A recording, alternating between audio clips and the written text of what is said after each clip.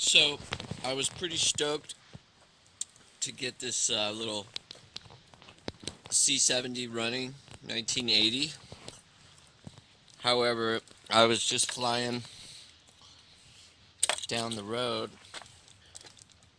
and it started making a sound down in here, in the crankcase here. Sounded like a bolt was loose running around down there. So I'm gonna try and replicate that sound if I can. Let's see here. It's up on a stand.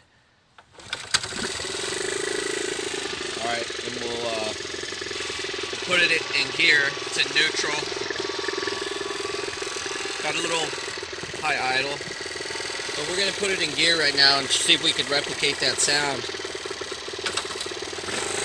First, we got it up on a stand here, so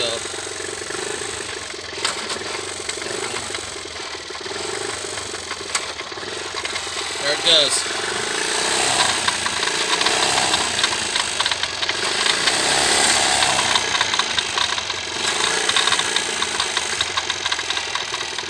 So, sounds like something's obviously loose down there.